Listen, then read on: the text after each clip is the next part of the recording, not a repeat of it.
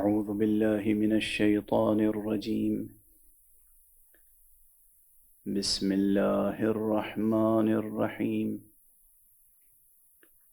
الحمد لله رب العالمين،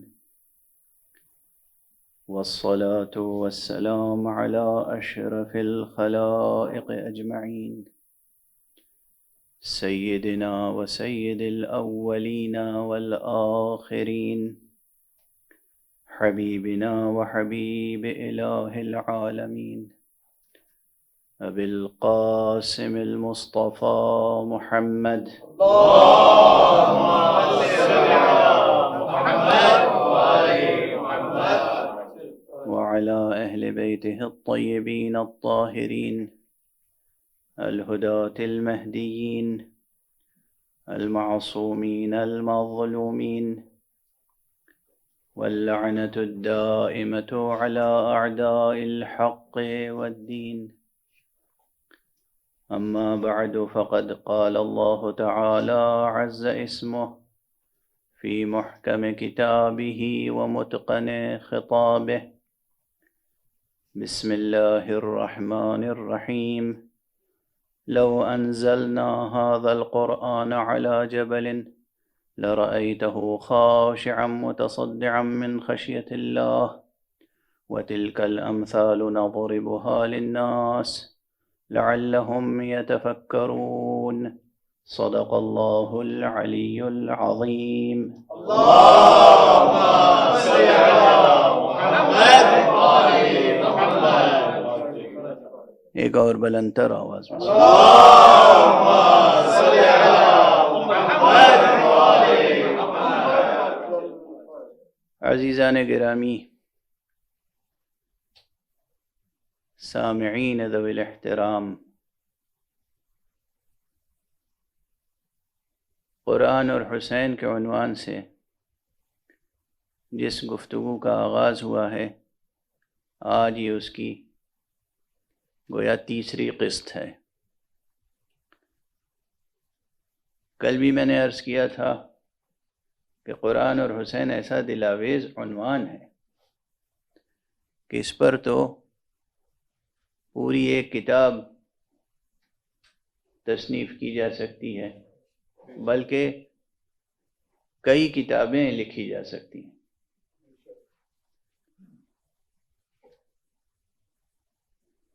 آپ دیکھیے ذرا اس گھرانے کی وحدت قرآن کے ساتھ۔ یہ جو اہل بیت نبوت ہیں، یہ جو عصمت کا گھرانہ ہے، یہ جو خاندان نور ہے، اس کی نور قرآن سے وحدت تو دیکھیے۔ باپ پیدا ہوتے ہی قرآن مجید کی تلاوت کرتا ہے، جو علی ولادت کے بعد قرآن مجید پڑھتے ہیں حضور کے موجودگی میں، انہی کا بیٹا ذبح ہونے کے بعد قرآن پڑھتا ہے، نو کے نیزہ پر دوستوں اور دشمنوں کے درمیان۔ کیا وحدت ہے قرآن کے ساتھ، اس خاندان کی کیا وحدت ہے۔ آپ اجازت دیں تو میں اپنے ہی ایک سلام کا ایک مطلب بھی اس وقت یاد آ رہا ہے تو عرض کر دوں۔ زمین تو میر انیس علیہ الرحمہ کی ہے، لیکن یعنی تلک اس میں ردیف ہے، لیکن اس مضمون کو غور فرمائیں اور قرآن مجید میں ایک عظیم مثال موجود ہے۔ جناب عیسیٰ ابن مریم، حضرت مسیح علیہ السلام کی آغوش مادر میں کلام کرنے کی مثال، تلاوت کرنے کی مثال، عموماً عام جو تقاضے ہیں طبیعیات کے، عموماً بچہ مکمل کلام نہیں کر سکتا، عموماً کٹا ہوا گلا بھی مکمل کلام نہیں کر سکتا۔ بس یہ تصور اور تمام روایتیں آپ حضرات کے ذہنوں میں ہیں، انہیں ذہن میں تازہ کر لیجئے اور پھر یہ دو مصرے سماعت فرما لیجئے کہ آواز سخن ہے کہاں سے کہاں تلک، آواز سخن ہے کہاں سے کہاں تلک، گہوارے مسیح سے نو کے سنا تلک۔ اور محمد والے محمد الانتر صلوات، اللہم صلی علی محمد والے محمد۔ گہوارے مسیح سے نو کے سنا تلک۔ تو جو ارباب عصمت ہوتے ہیں،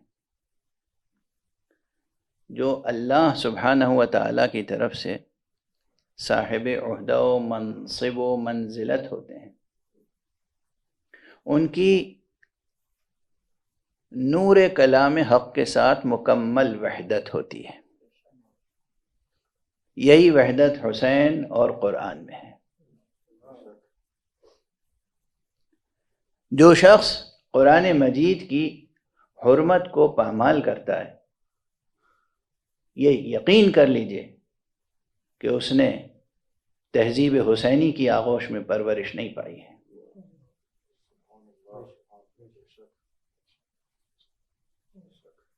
تہذیب حسینی کہہ رہا ہوں میں،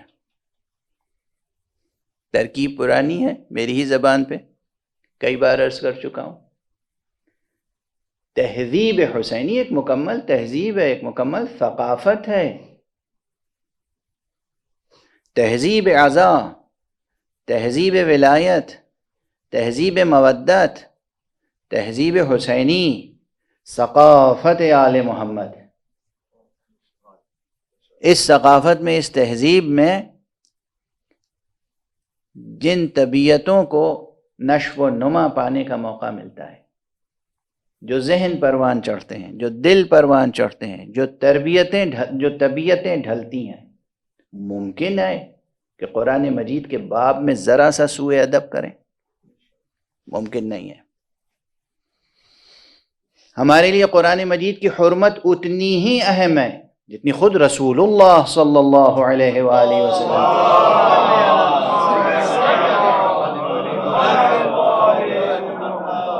ایک بلندر صلوات بھیجیں۔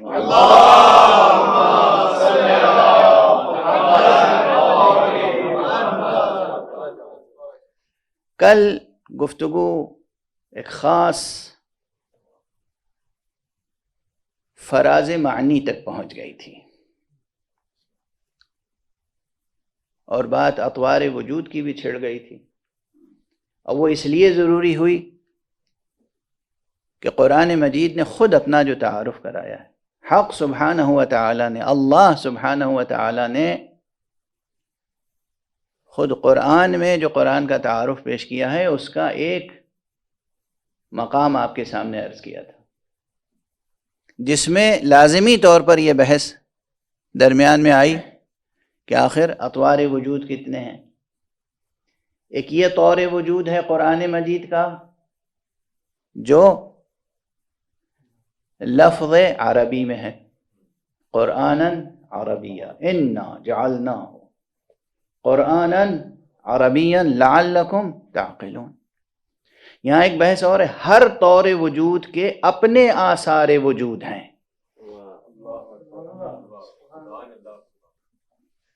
ہر طور وجود کے اپنے آثار وجود ہیں، ہر سطح وجود کے اپنے آثار ہیں۔ یہ سب بنیادی بحثیں ہیں حکمت کی، اور بطور خاص حکمت اسلامی اور حکمت قرآنی کی، حکمت یمانی کی۔ یہ حکمت یمانی کی ترکیب میں ایجاد نہیں کر رہا ہوں، رسول اللہ صلی اللہ علیہ وسلم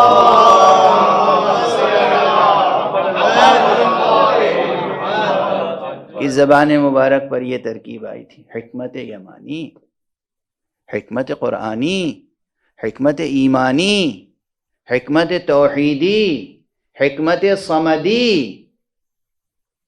حکمت اسلامی، اس کے مباحث ہیں۔ یہ وجود شناسی، علم شناسی، وجود کے مراتب، ہر مرتبہ وجود، ہر سطح وجود کے اپنے آثار وجود ہیں۔ آثار وجودیہ ہیں. تو اسی آیت میں لعلکم تعقلون، یہ لعلکم کس کے آثار میں آئے گا؟ قرآناً عربیہ. انا جعلناہ قرآناً عربیہ، ہم نے اس کو قرآن عربی قرار دیا ہے تاکہ تم سمجھ سکو. اگر ہم اسے قرآن عربی کی شکل نہ دیتے تو وہ جو علی حکیم ہے وہ حقیقت تو تمہاری سمجھ میں نہ آتی. اس لیے کہ وہ طور وجود کیا ہے؟ وَإِنَّهُ فِي أُمِّ الْكِتَابِ لَدَيْنَا لَعَلِيٌّ حَكِيمٌ. اس آیت میں اور کوئی بات نہیں کہی گئی ہے، اس آیت میں یہی ارشاد فرمایا گیا ہے کہ یہ خانوادہ نور اور یہ الفاظ نور ایک دوسرے سے مکمل وحدت رکھتے ہیں.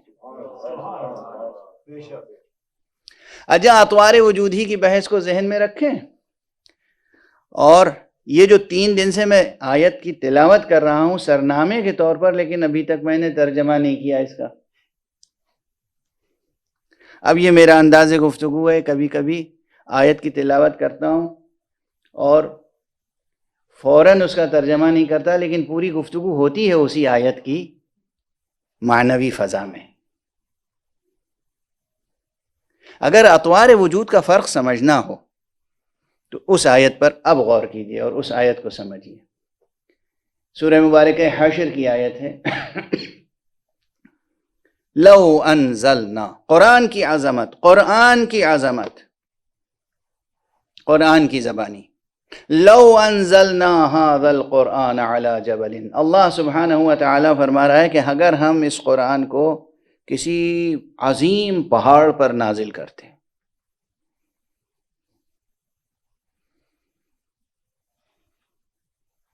تو لو انزلنا هذا القرآن على جبل لرأيته خاشعا متصدعا من خشية الله، تو تم دیکھتے کہ وہ پہاڑ اپنی تمام تر سنگینی، سختی اور اپنی عظمت کے باوجود ٹکڑے ٹکڑے ہو جاتا، خشیت الہی سے، خوف الہی سے. پھر فرمایا گیا وَتِلْكَ الْأَمْثَالُ نَضْرِبُهَا لِلنَّاسِ، اور یہ مثالیں ہم لوگوں کے لیے دیتے ہیں لَعَلَّهُمْ يَتَفَكَّرُونَ، تاکہ وہ فکر سے کام لیں.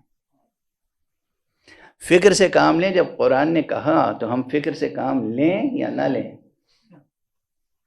مجبور ہیں. ایک تو خود ذہن ایسا اللہ نے بنایا ہے کہ یہ ذہن مجبول ہے، یہ ذہن بنا ہی اس طرح سے ہے کہ اس کا کام ہی ہے سوچنا. ممکن نہیں ہے کہ حق سبحانہ و تعالیٰ کوئی شے خلق کرے، اس کی فطرت میں کوئی امر رکھے اور اس کو اسی امر سے روکے. یہ ممکن نہیں.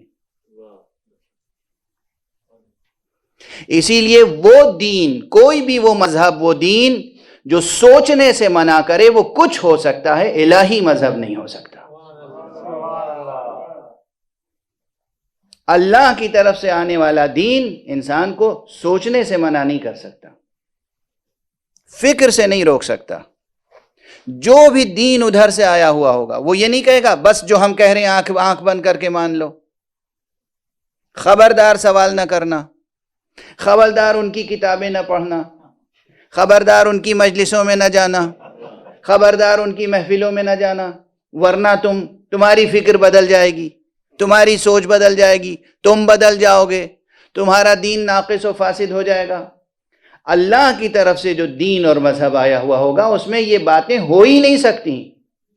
اس لیے کہ وہ چاہے گا زیادہ سے زیادہ کائنات کا مطالعہ کرو، سب کو دیکھو، تمام مکاتب فکر کا مطالعہ کرو، پھر تمہیں سمجھ میں آئے گا کہ الہی مکتب کی عظمتیں کیا ہوتی ہیں. الہی مکتب کی عظمتیں کیا ہوتی ہیں.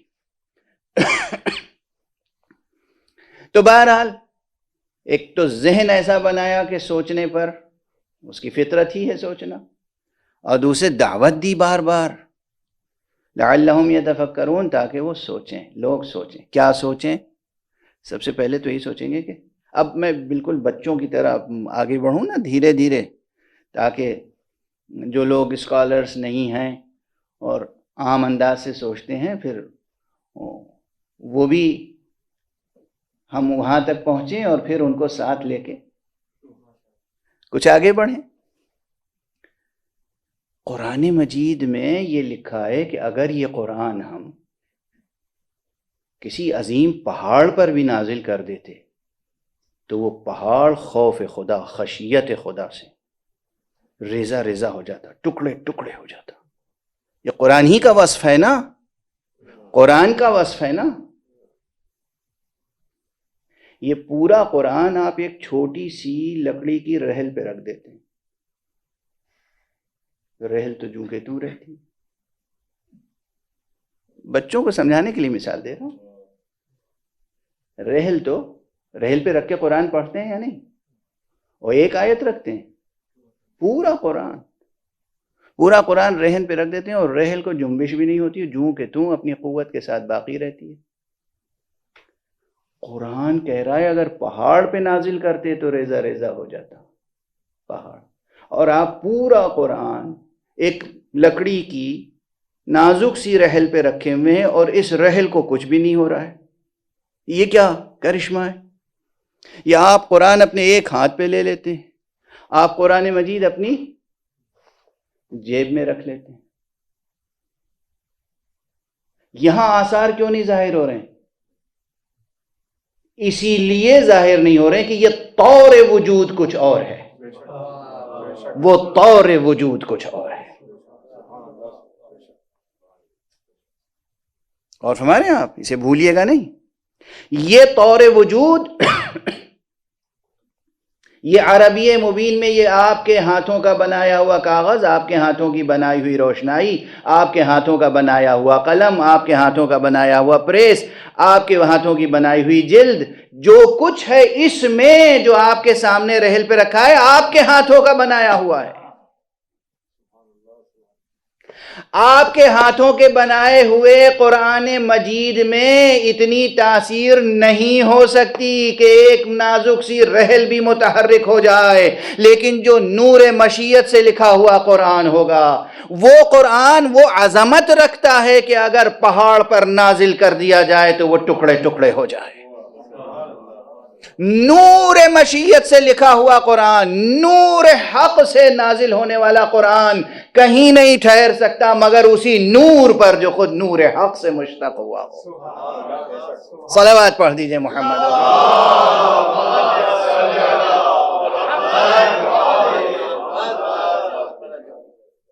یہ ایک طور وجود ہے، وہ ایک طور وجود ہے۔ اب اس میں ہم طور حقیقی کس کو کہیں اور طور مجازی کسے کہیں، طور ذہنی کسے کہیں؟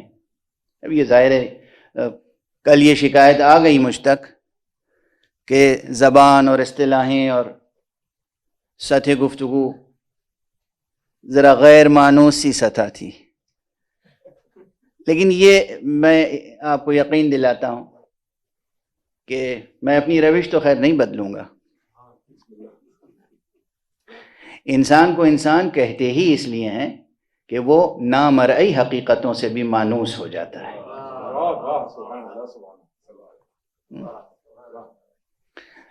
تو آپ جن چیزوں سے مانوس ہیں پہلے سے انہیں دہرانے سے کوئی فائدہ نہیں ہے، لیکن اس سے بلندر کچھ سطح گفتگو آنی چاہیے سامنے۔ عظمت قرآن کی بات ہے، عظمت قرآن، یہ قرآن بھی عظیم ہے چونکہ یہ حکایت کرتا ہے اسی کی۔ یہ قرآن عظیم ہے چونکہ یہ الفاظ آپ کے ہیں۔ دیکھیے یہ ذرا سمجھیے گا، نماز کے احکام میں ایک حکم بعض فقہا نے بہت توجہ دلائی ہے، کہا جب تم پڑھ رہے ہو نماز میں بسم اللہ الرحمن الرحیم الحمد للہ رب العالمین، یہ جو سورہ پڑھتے ہیں اہدنا الصراط المستقیم، تو تم اسے اپنی طرف سے بنیت دعا نہ پڑھو ورنہ یہ تمہارا کلام ہو جائے گا۔ اس نیت سے پڑھو کہ ہم مأمور ہیں، ہمیں وہ کلام دہرانا ہے جو اللہ کا کلام قلب مصطفیٰ پہ نازل ہوا تھا۔ توجہ رکھیے، لفظیں وہی ہیں، مخارج وہی ہیں، تلفظ وہی ہے، مگر اس نیت سے کیا کہ یہ میری دعا ہے تو کلام آدمی ہو گیا.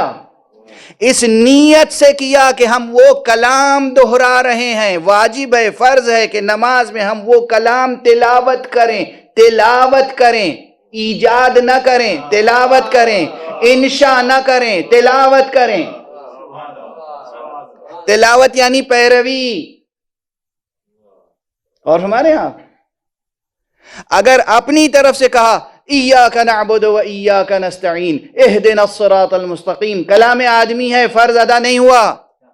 اس نیت سے کہا کہ یہ وہی آیت میں دہرا رہا ہوں جو اللہ کی طرف سے قلب مصطفیٰ پہ نازل ہوئی تھی، جو زبان مصطفیٰ سے امت تک منتقل ہوئی، وہی کلام میں دہرا رہا ہوں تیرے سامنے. مالک، پروردگار، میں تیرے محضر میں تیرا ہی کلام پڑھ سکتا ہوں، مجھے کہاں مجال، یہ جرات، یہ ہمت، یہ حوصلہ کہ خود کچھ کہہ سکوں. اور فرما رہے ہیں تیرے محضر میں تیرا کلام پیش کر رہا ہوں. اگر اس نیت سے پڑھا واجب ادا ہو گیا، نماز صحیح ہو گئی. اور ہمارے ہاں تو یہ نیت کے بدل جانے سے حقیقت اتنی بدل گئی کہ وہ کلام آدمی ہو گیا، اور نیت ذرا سی بدلی تو وہ کلام اللہ کہلایا. اور فرما رہے ہیں آپ تو اب یہی قرآن جو پیشور کاتب لکھتے ہیں، پیشور کاتب جن کا کام ہے پیسے لینا، کتابت کرنا، ایمان ہے نہیں ہے، تقوی ہے نہیں ہے، طہارت ہے نہیں ہے، یہ پورا قرآن لکھ دیتے ہیں. نہ ان کے ہاتھ میں تاثیر پیدا ہوتی ہے، نہ اس لکھی ہوئی تحریر میں. اور کوئی با تقوی عالم با عمل صرف اپنے قلم سے بسم اللہ الرحمن الرحیم لکھ کر دے دیتا ہے اور کوئی اپنے پاس رکھ لیتا ہے تو چلنے والا پانی پر آسانی سے چلتا ہے. ہے تو وہی بسم اللہ. یہ جو بسم اللہ لکھی ہوئی ہے یہ قرآن مجید. اور ہمارے آپ نیتوں کا فرق سمجھیں، نیت کی عظمت سمجھیں، اس حقیقت کو سمجھیں. قلب مومن کی کیفیت کیا ہونی چاہیے، کیسا صاف قلب ہونا چاہیے، کیسی نیت ہونی چاہیے. اور ہمارے آپ یہی قرآن مشہور واقعہ ہے نا، علامہ مرتضی عالم الہدیٰ کا واقعہ ہے، بغداد کا.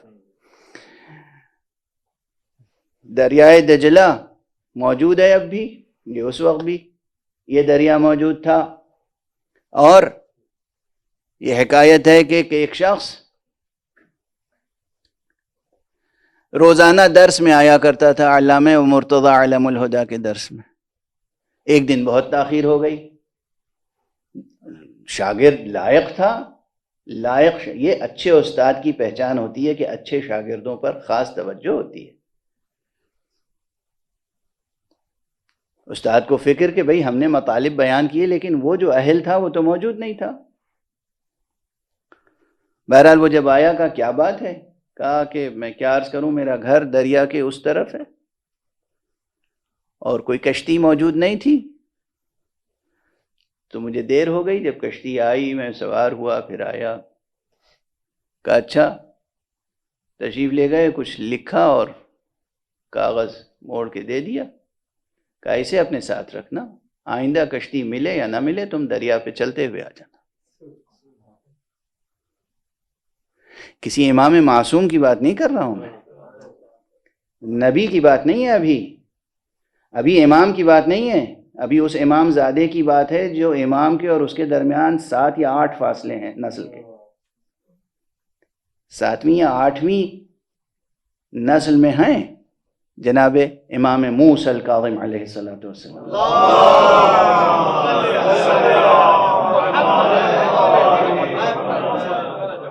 اور فرمانے آپ، اور اس کے بعد وہ عادی ہو گئے، آتے رہے جاتے رہے. ایک دن جو کھول کے دیکھا، دیکھیں نیت اور اعتبار، یقین، عظمت، شک کا گزر نہ ہو دل میں دماغ میں. ایک دن کھول کے دیکھا تو کہا ارے یہ تو بسم اللہ ہی ہے. ارے یہ تو بسم اللہ ہی ہے. اور سمجھ رہے ہیں آپ اس امپریشن کی اور اس ایکسپریشن کی مزید تشریح کی ضرورت تو نہیں ہے. ارے یہ تو بسم اللہ ہی ہے، وہ تاثیر ختم ہو گئی. دیکھ رہے ہیں آپ کیسے آثار وجود میں آتے ہیں اور کیسے آثار ختم ہو جاتے ہیں. پورا قرآن آپ کی رحل پہ رکھا ہوتا ہے اور کوئی اثر نہیں ہوتا. پورا قرآن آپ بغل میں دبا لیں جس میں 114 مرتبہ بسم اللہ لکھی ہوئی ہے، آپ دریا کراس نہیں کر سکتے. اور ایک علم الہدا ہو جو اپنے قلم سے لکھ دے تو اس میں وہ آثار پیدا ہو جاتے ہیں. غور فرمایا آپ نے؟ ہم آپ دن رات قرآن مجید کی تلاوت کرتے ہیں، لیکن جب علی تلاوت کرتے ہیں تو شان کچھ اور ہوتی ہے.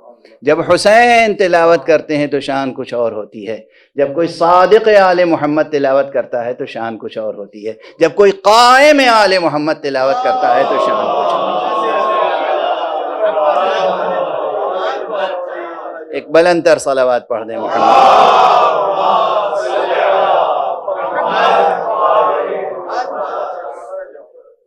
تو یہ آیت تھی جو میں روزانہ تلاوت کر رہا ہوں کہ لو انزلنا هذا القرآن على جبل. قرآن کی عظمت ہے، قرآن کی تاثیر، قرآن کی عظمت، قرآن کی اہمیت مکتب اہل بیت میں شیعوں کے درمیان. اگر ہم اس قرآن کو کسی عظیم پہاڑ پر، اب عظیم میں کے ترجمے میں اس لیے کہہ رہا ہوں کہ یہ ارباب بلاغت سمجھتے ہیں کہ تنوین جو ہے جبلن، یہ جو تنوین ہے یہ نون تنوین جو لکھا نہیں جاتا صرف پڑھنے میں آتا ہے، اس میں بھی کتنی معنویتیں ہیں. تو کبھی یہ تعظیم کے لیے آتا ہے اور کبھی یہ تحقیر کے لیے آتا ہے اور کبھی یہ تنکیر کے لیے آتا ہے اور کبھی یہ تمکین کے لیے آتا ہے. اب یہ سب اصطلاحیں ہیں، یہ سب ٹرمینالوجیز ہیں. اگر آپ تحقیق کریں گے تو علم کے دروازے کھلتے چلے جائیں گے.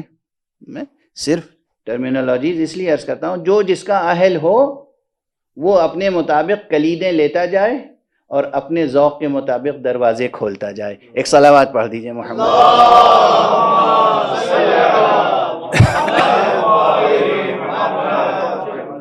اور نحو سے لے کر بلاغت تک کا سفر کرنا ہوگا. نحو کی کتابوں میں تو بہت چھوٹی چھوٹی باتیں اور معمولی سطح کی باتیں ہیں، پھر بلاغت کی کتابوں میں جو ہے وہاں اور تفصیل ہے. تو کسی عظیم پہاڑ پر اگر نازل کر دیتے ہم اسے، اللہ فرما رہا ہے، تو خوف الہی سے، خشیت الہی سے وہ ٹکڑے ٹکڑے ہو جاتا. اب بات یہاں تک آ گئی ہے تو میں عرض کر دوں کہ یقیناً 2 مطالب اس سے قبل میں کہیں یہیں غالباً ماہ مبارک رمضان میں عرض کر چکا ہوں یا اس سے پہلے، کہ سوچنے کی بات یہ ہے کہ پہاڑ، یہ پتھر کا پہاڑ اگر خوف الہی سے ٹکڑے ٹکڑے ہو سکتا ہے تو ہمارے دل نرم کیوں نہیں ہوتے؟ قرآن مجید کی تلاوت سے ہمارے دلوں میں کتنی گدازی، دوسروں کے لیے کتنی دل سوزی، کتنی گنجائش، کتنی گہرائی، کتنی گہرائی پیدا ہو جانی چاہیے، کتنی درد مندی پیدا ہو جانی چاہیے. قرآن نازل ہی اس لیے ہوا ہے تاکہ انسان کا دل دوسروں کے لیے درد مند ہو جائے. درد مند. بہت پرانا شعر ہے، آپ میں سے جو اردو زبان کا ذوق رکھتے ہیں اور پرانی نسلوں کی، گزشتہ نسلوں کی جنہوں نے آنکھیں دیکھی ہیں غور سے، بزرگوں کی، انہیں یاد ہوگا یہ شعر کہ درد دل کے واسطے پیدا کیا انسان کو، ورنہ طاعت کے لیے کچھ کم نہ تھے کروبیاں.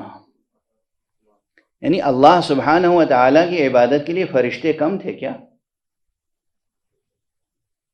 کہ ہم جیسے نافرمان بندوں کو پیدا کیا اللہ نے؟ وہ فرما بردار مخلوق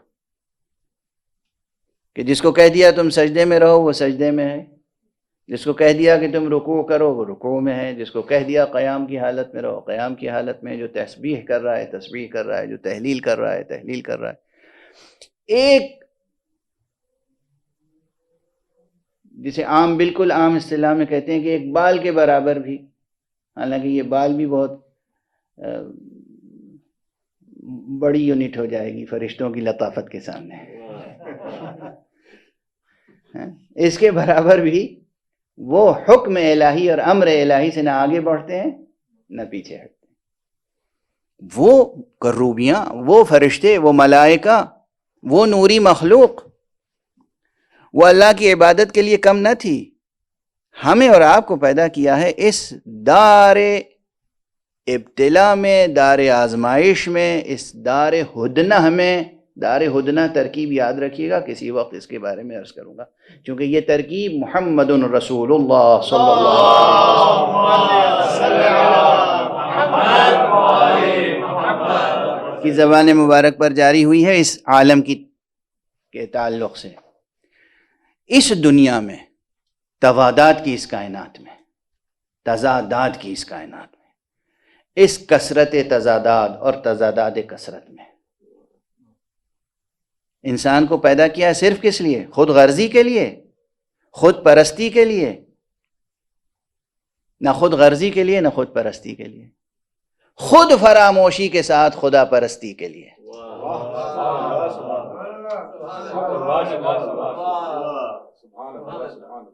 اپنی سرفرازی کی فکر نہ کیجیے، سرفروشی کا ذوق پیدا کیجیے، سرفروشی کے ساتھ سجدہ ریزی کے لیے، دوسروں سے درد مندی کے لیے۔ اس پوری کائنات کا درد آپ کے دل میں ہونا چاہیے، تب آپ کہلائیں گے مومن، تب آپ کہلائیں گے اہل توحید، تب آپ کہلائیں گے اہل قرآن، تب آپ کہلائیں گے اہل ولایت۔ صرف انسانوں کا نہیں، حیوانوں کا درد ہونا چاہیے، صرف حیوانوں کا نہیں، نباتات کا درد ہونا چاہیے، اس زمین کا درد ہونا چاہیے۔ قرآن مجید میں بھی ہدایت ہے اور حدیث میں بھی ہدایت ہے، زمین پر چلو تو پاؤں اس طرح پٹخ کر نہ چلو، ورنہ زمین تمہاری شکایت کرے گی۔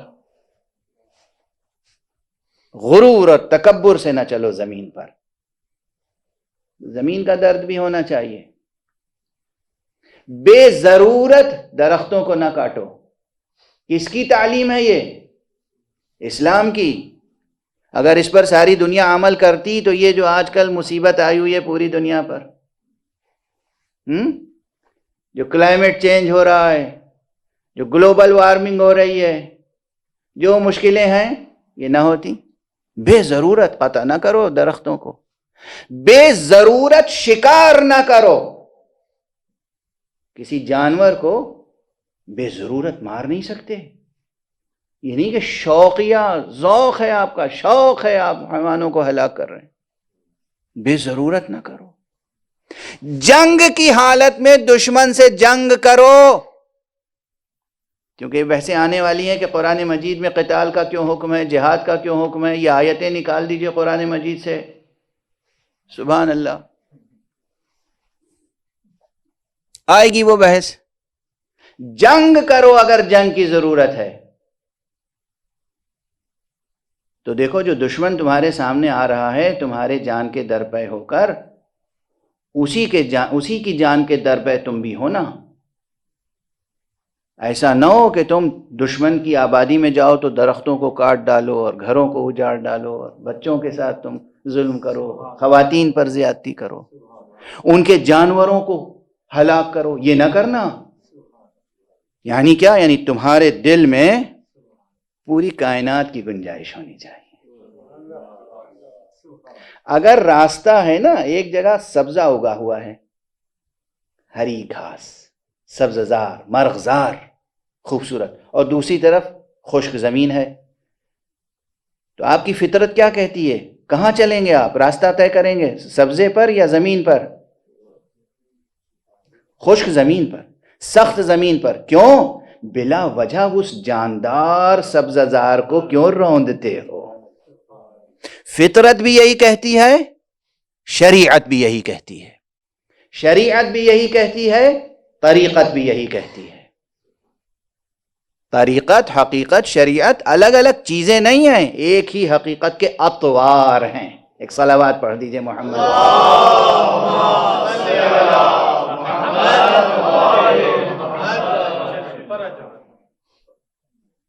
تو یہ جو قرآن نازل ہوا، اگر پہاڑ اس سے ٹکڑے ٹکڑے ہو سکتا ہے تو تمہارا دل کیوں نہیں پھٹ پڑتا، ٹکڑے ٹکڑے ہوتا دوسروں کے غم و الم میں؟ ابھی چند دقیقے اور ساتھ دے دیجئے، مصائب نہیں پڑھ رہا ہوں، لیکن انسان کیسا شقی انسان ہے وہ انسان، اس انسان کے بارے میں کیا کہیں جو غم حسین میں نہیں آنسو بہا سکتا، وہ دوسرے عام انسانوں کے لیے کیا دل میں درد بندی پیدا کر سکتا ہے؟ اس لیے یقین فرمائیے، جو آزادار معاشرہ ہے نا دنیا میں، پوری دنیا میں، یہ انسانی قلوب کی تربیت کرنے والا ایک عظیم الشان معاشرہ ہے۔ یہ جو ماتم کرنے والے ہاتھ ہیں نا، ان ہاتھوں کا احترام کرو۔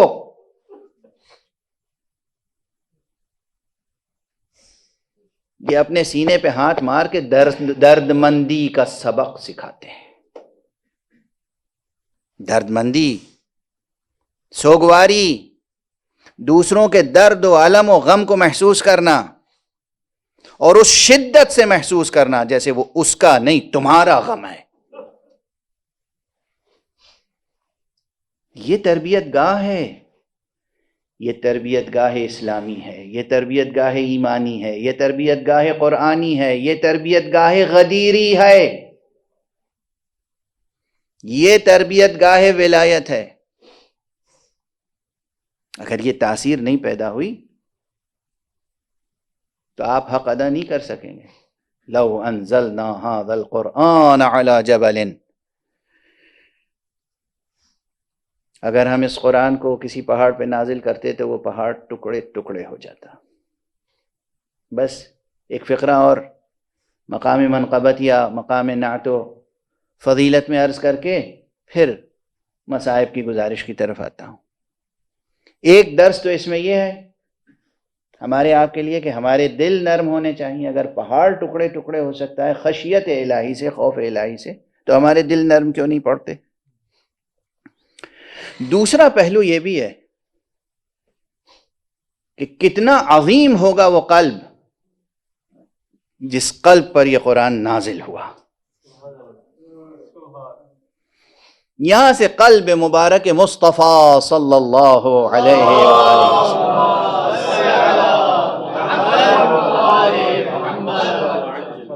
کی عظمت، قوت، شان سامنے آتی ہے۔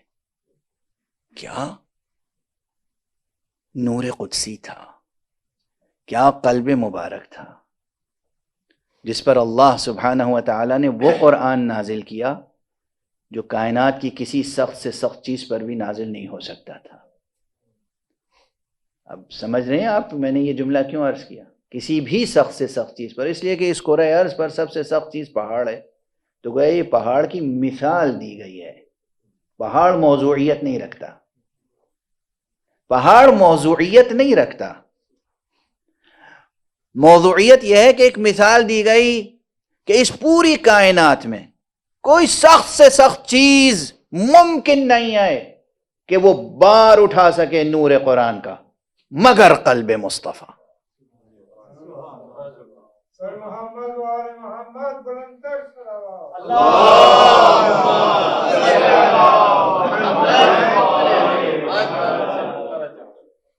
اور جو چیز قلب مصطفیٰ پہ نازل ہو، قلب مصطفیٰ اس کا امین ہو، اور مصطفیٰ پھر اپنے بعد جسے امین بنائیں وہ بھی قلب مرتضی ہو، اس حقیقت تک کیا کسی غیر معصوم کا دست تصرف پہنچ سکتا ہے کہ کچھ آیتیں نکال لے اور کچھ آیتیں ڈال دے؟ سمجھ میں آتی ہے یہ بات؟ کیا ہو گیا ہے آپ کی ہوش و خیرت کو؟ کیا ہو گیا ہے؟ کیا قرآن مجید کو سمجھا؟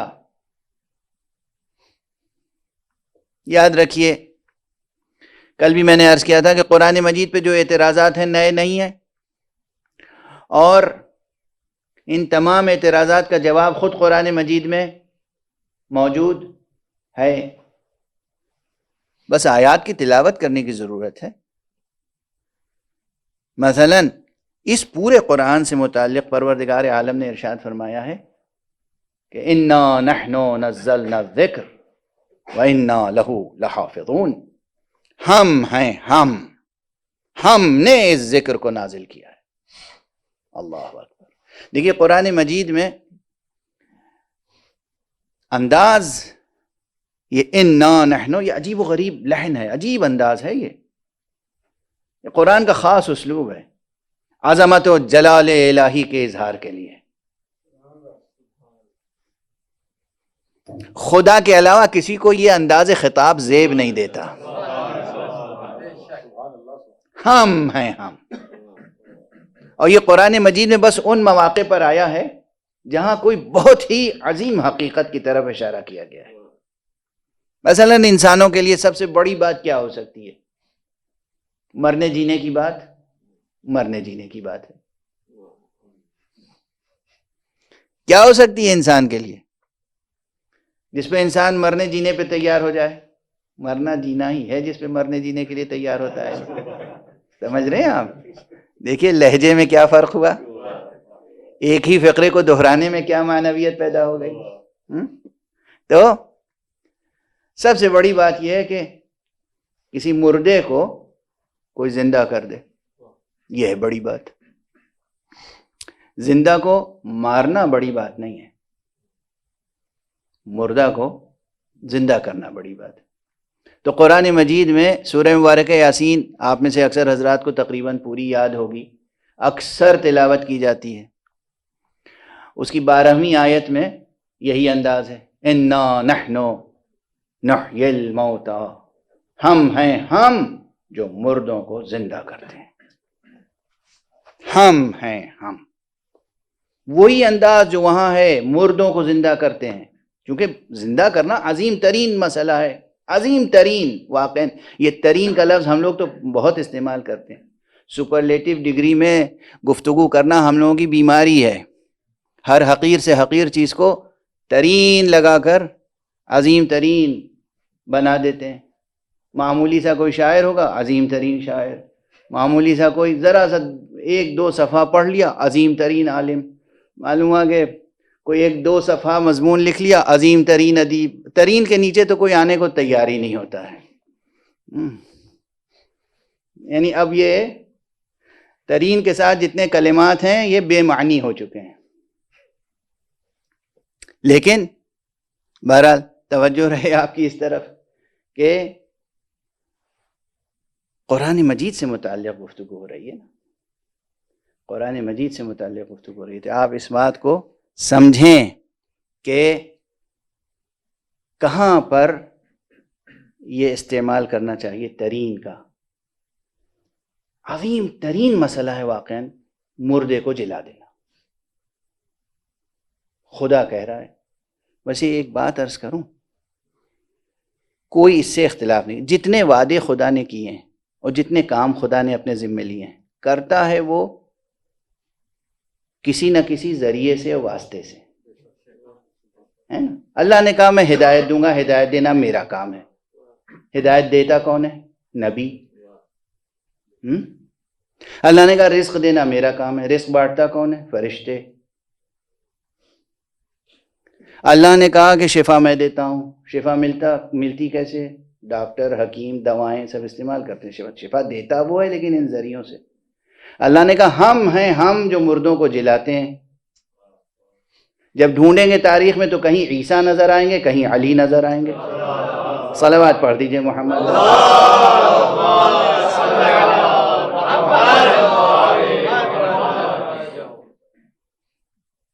جوانوں، عزیزوں، میرے بچوں، ہرگز شک و شبہ پیدا نہ کرنا اپنے دلوں میں۔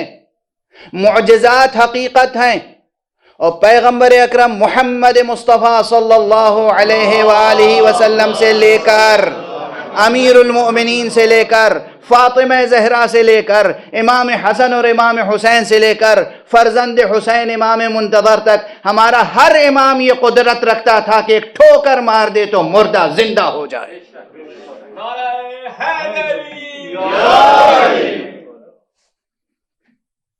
کہہ دے زبان سے قوم، مردے سے کہے قوم، وہ اٹھنے پہ مجبور ہوتا تھا، کیونکہ یہ خود اذن اللہ ہے۔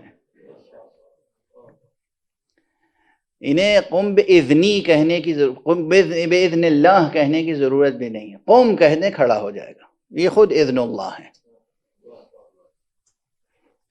تو بہرحال جس طرح یہ ہے کہ مردے کو زندہ کرنا عظیم ترین مسئلہ ہے، اسی طرح یہاں لہجہ ہے قرآن کی حفاظت کرنا، دین خدا کی حفاظت کرنا، مقام ختم نبوت کی حفاظت کرنا۔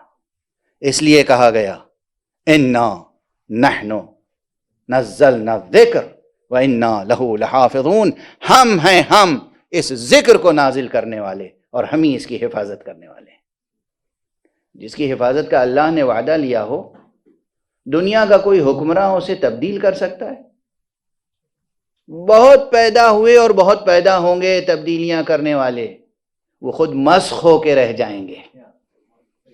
قرآن اپنی جلالت کے ساتھ ہمیشہ باقی رہے گا۔ قرآن مجید کی حفاظت کا عجیب و غریب اہتمام الہی ہے۔ وقت ختم ہو گیا، گفتگو تشنا رہ گئی، اور آپ کو معلوم ہے کہ آج تیسری مجلس ہے محرم کی۔ 2 محرم کو وہ قافلہ جو چلا تھا، 28 رجب کو جو قافلہ چلا تھا سرکار سید الشہداء کا، ابو عبداللہ الحسین کا، جو قافلہ 28 رجب کو مدینے سے چلا تھا، وہ مدینے سے مکے پہنچا، کچھ عرصہ قیام مکے میں رہا، اور 8 ذی الحجہ کو یوم تربیہ وہ قافلہ کربلا کے لیے روانہ ہو گیا۔ جب تمام دنیا سے آئے ہوئے حاجی احرام باندھ رہے تھے عرفات جانے کے لیے، اس وقت جانے کعبہ احرام کھول رہا تھا کربلا جانے کے لیے۔ مسئلہ کیا تھا؟ کیوں؟ عظمت قرآن کی حفاظت، عظمت قرآن کی حفاظت، حقیقت قرآن کی حفاظت، دین کی حفاظت، مقام ختم نبوت کی۔ یہی مسائل تھے اور کوئی مسئلہ نہیں تھا، یہی مسائل تھے۔ مقام ختم نبوت کی حفاظت کیوں؟ میں پہلی مجلس میں عرض کر چکا ہوں، وحی کا منکر قرآن سے بیعت لینا چاہتا تھا، وحی کا منکر۔ اگر حسین علیہ السلام اس موقع پر قربانیاں نہ پیش کرتے، اتنی عظیم قربانیاں، تو میں نہیں کہہ سکتا کہ پھر اسلام کا کیا ہوتا، پھر اس قرآن کا کیا ہوتا۔ جب مسلمانوں کی عظیم سلطنت کا سلطان کہہ دے کہ نہ کوئی فرشتہ آیا تھا نہ کوئی وحی نازل ہوئی تھی، تو لوگوں کا کیا عالم ہوتا ہے؟ مشہور مقولہ ہے، الناس علی دین ملوکہم، لوگ تو اپنے بادشاہوں کے دین پر ہوتے ہیں۔ پھر کیا ہوتا ہے اس ملت کا، اس امت کا؟ پوری کی پوری امت یزیدوں اور ولیدوں کی تربیت کردہ امت ہو جاتی ہے۔ لیکن آج اگر دنیا میں قرآن کی صدائیں بلند ہیں، آج اگر دنیا میں مناروں سے اذانیں بلند ہیں، آج اگر خانہ کعبہ کے گرد ابھی بھی نماز کی صفیں قائم ہیں، آج اگر مسجد نبوی میں پابندی کے ساتھ اعتکاف اور نماز اور روزہ اور یہ عبادتوں کے تمام ارکان دین قائم ہیں، تو یہ قربانی حسین کا صدقہ ہے۔ حسین 8 ذی الحجہ کو روانہ ہوئے اور 2 محرم کو کربلا پہنچ گئے۔ لیکن کربلا پہنچنے سے پہلے ہی ہر منزل پر حسین کو کوئی نہ کوئی صدمہ ضرور پہنچا۔ کربلا پہنچنے سے پہلے ہی حسین کو یہ صدمہ پہنچا کہ ایک مقام پر، ایک منزل پر کوفے سے آنے والے 2 مسافر نظر آئے۔ امام نے اپنے اصحاب میں سے کسی سے کہا کہ ذرا جا کے انہیں بلاؤ، دیکھو کون ہے، کہاں سے آ رہے ہیں۔ بلایا گیا، وہ دونوں آئے، قریب آئے، کہا یہ کس کا کارواں ہے؟ کہا یہ حسین ابن علی کا کارواں ہے۔ سنتے ہی ان دونوں مسافروں کے چہروں کا رنگ بدل گیا۔ کہا کہاں ہیں فرزند رسول؟ کہا تم ہمیں کوفے کی کچھ اطلاع دو گے؟ کہاں اطلاعیں تو اہم ہیں، مگر تم سے نہیں بتا سکتا، مجھے آقا تک لے جاؤ، مجھے فرزند رسول تک لے جاؤ۔ فرزند رسول تک لایا گیا، امام حسین تک لایا گیا، دیکھا کہ چہرے کے رنگ بدلے ہوئے ہیں۔ آقا حسین نے پوچھا کہو تو صحیح کیا خبر ہے؟ آنے والوں نے ادھر ادھر دیکھا، ادھر علی اکبر ہیں، ادھر عباس ہیں، کچھ اور لوگ ہیں۔ ایسا معلوم ہوتا تھا یہ دو آنے والے آقا کی معرفت رکھتے تھے، دل میں دل سوزی تھی، دل میں درد مندی تھی، کچھ احترام اور عظمت کا لحاظ تھا، خاموش تھے، ادھر ادھر دیکھ رہے تھے۔ امام نے آنکھوں کو پہچان لیا اور کہا دیکھو یہ میرے اپنے ہیں، ان سے کوئی پردہ نہیں ہے، ان سے کوئی حجاب نہیں ہے، جو خبر ہو بتاؤ۔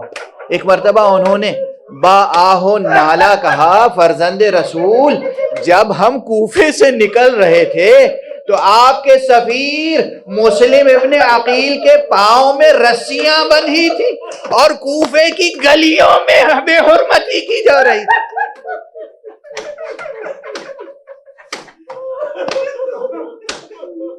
اجرکم علی اللہ، اجرکم علی اللہ۔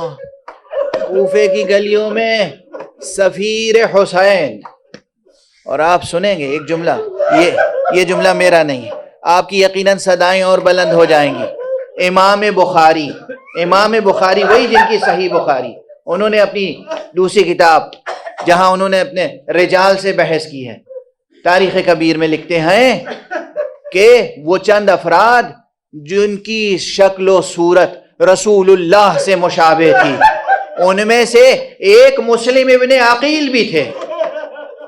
یعنی کوفے کی گلیوں میں تصویر پیغمبر کی بے حرمتی ہو رہی۔ آقا نے سنا اور آپ کی ریش مبارک آنسوؤں سے تر ہو گئی، چہرے پر آنسوؤں کی جھالر۔ آقا حسین کچھ دیر توقف فرمایا اور اس کے بعد خیمے میں تشریف لے گئے۔ بی بی جناب زینب نے دیکھا بھائی کے چہرے کا رنگ بدلا ہوا ہے، ریش مبارک آنسوؤں سے تر ہے، لگتا ہے کوئی صدمے کی بات ہے، لگتا ہے کوئی اندوہناک مسئلہ درپیش ہے۔ سوچ ہی رہی تھی کہ ایک مرتبہ جناب سید الشہداء نے فرمایا، آقا نے فرمایا، اس لیے کہ جناب مسلم کی زوجہ آقا حسین کی بہن ہے، آقا امیر المومنین کی بیٹی ہیں جن کا نام رقیہ ہے۔ کہا مسلم کی زوجہ کہاں ہیں؟ بلاؤ۔ زینب تو سمجھ گئی، جا کے مسلم کی زوجہ کو لائیں، بچی کو لائیں۔ جیسے ہی بچی قریب آئی، آقا حسین نے سر پہ ہاتھ رکھا، یہ بنی ہاشم کے بچے ہیں۔ جیسے ہی ہاتھ رکھا فوراً بے دریغ بچی نے ایک مرتبہ اپنے عمو کو دیکھا اور کہا خیر تو ہے میرے بابا کی، خیر تو ہے۔ اجرکم علی اللہ، اجرکم علی اللہ۔ آقا حسین نے بچی کو بہت دلاسا دیا، بہت دلاسا دیا۔ اور عام طور پر آپ سنتے رہتے ہیں کہ وہ کانوں کی بالیاں، وہ بندے جو سکینہ کے لیے رکھے تھے، وہ یتیمہ مسلم کے گوشوارے بنا دیے۔ اور یہ وہ آقا حسین ہیں کہ جب خود آقا حسین شہید ہوئے ہیں تو آپ کی بیٹی تڑپ رہی تھی غم میں، اور دشمن آ کر بالیاں سلب کر رہا تھا، رخسار پر تماچے لگا رہا تھا، اور وہ بچی پکار رہی تھی بابا بابا، یتیموں پر کرم کرنے والے بابا، بیواؤں پر کرم کرنے والے بابا، آپ کے بعد دیکھیے ہم پر کیا مصیبتیں نازل ہو رہی۔ انا للہ وإنا إليه راجعون رضا بقضائه وتسليما لأمره۔ پروردگار ہمیں علوم قرآن اور معارف اہل بیت سے آشنا فرما۔